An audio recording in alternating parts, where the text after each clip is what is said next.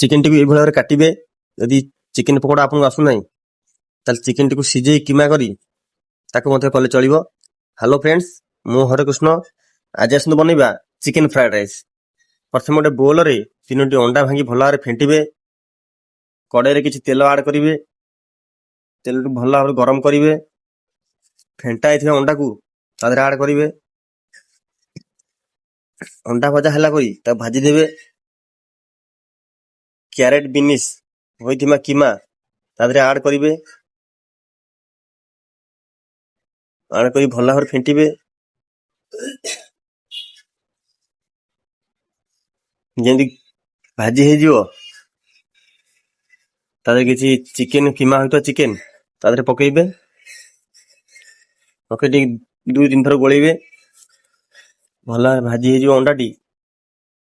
ତା ଦେହରେ rice add କରିବେ।